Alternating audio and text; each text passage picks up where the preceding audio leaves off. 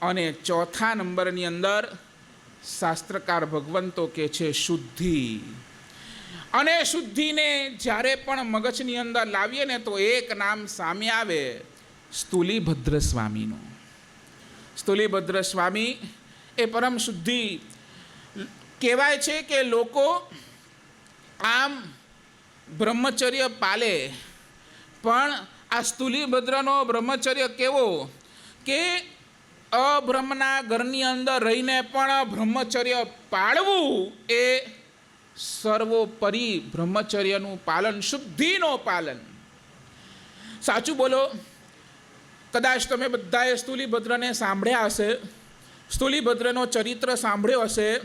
એ કોષા વેશ્યાના ઘરની અંદર રહેલા એ સ્થૂલીભદ્ર સ્વામી કેટલા પ્રલોભનો આવ્યા. ઓલી કોષા વેશ્યાએ એમને રીઝવવા, એમને મનાવવા, એમને પોતાની તરફ આકર્ષિત કરવા કેટલાય પ્રલોભનો આપ્યા, પણ એ સ્થૂલીભદ્ર સ્વામી ટસના મસ થયા નહીં. જો તમારા જીવનની અંદર શુદ્ધિ લાવી છે તો સ્થૂલીભદ્ર સ્વામી એક જ વાત કરે છે, પ્રલોભનોથી દૂર રહો. જેટલા જીવનની અંદર પ્રલોભનો વધારે એટલા શુદ્ધિથી તમે દૂર. સમજાય છે મારી વાત? નહીં સમજ્યા?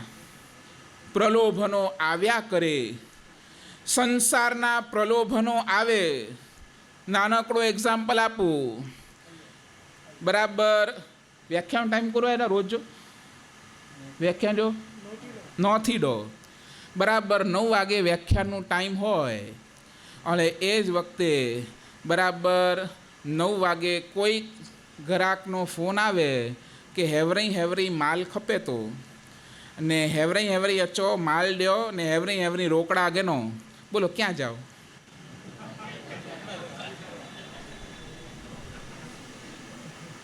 ક્યાં જાઓ?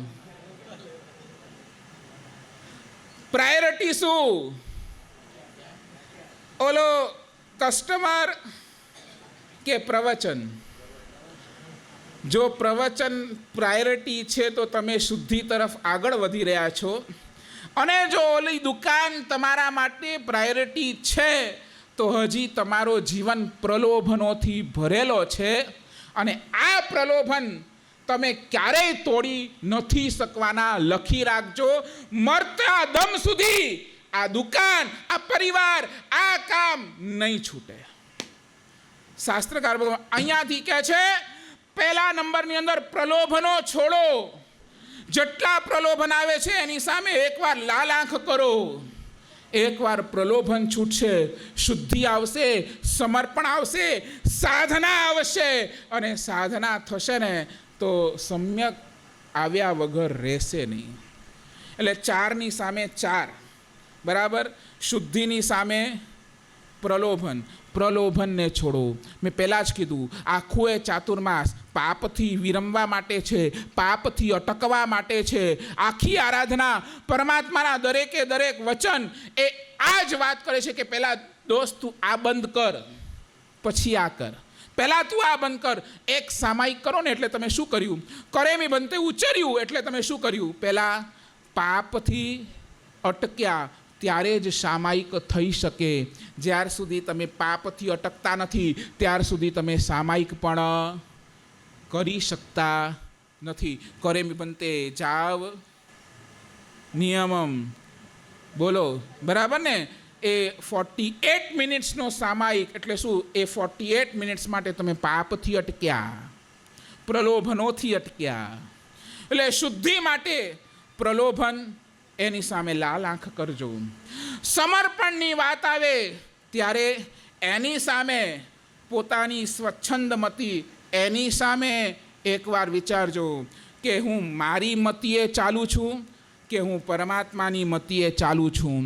એ એકવાર વિચારજો, પછી ખબર પડશે કે મારી મતી મને નરક નિગોદની અંદર જ લઈ જશે, અને પરમાત્માની મતી ગુરુની મતીએ ચાલીશ ને તો એ મારા સદગતિનું કારણ બનશે.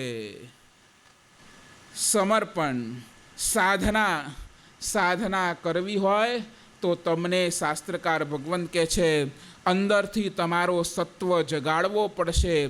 જ્યાર સુધી તમારો અંદરનો સત્વ નહીં જાગે ને ત્યાર સુધી સાધના પણ શક્ય નથી. અને છેલ્લે સમ્યક દર્શનની પ્રાપ્તિ. બસ આપણા ખોટા વિચારોને દૂર કરીએ, આપણી ખોટી માન્યતાઓને દૂર કરીએ, અને ખોટી વિચાર ખોટી માન્યતાઓ દૂર કરી આપણે પરમાત્માના ધર્મની અંદર, જેમ આજે અમે અહીંયા આ સાધ્વીજી ભગવંતોએ અહીંયા ચાતુર્માસ પ્રવેશ કર્યો, તેમ આપણે પણ એ પરમાત્માના ધર્મની અંદર પ્રવેશ કરીએ. એ પ્રવેશ દ્વારા આપણે અનંત સંસારના પ્રવેશ બંધ કરીએ અને આ અનંત સંસારના ચક્કરને વિરમીએ અને જલ્દીમાં જલ્દી મોક્ષને પામીએ. એ જ મંગલ શુભકામના સાથે જેનાજ્ઞા વિરુદ્ધ બોલાયું હોય તો હાર્દિક મિચ્છામિ દુક્કડમ.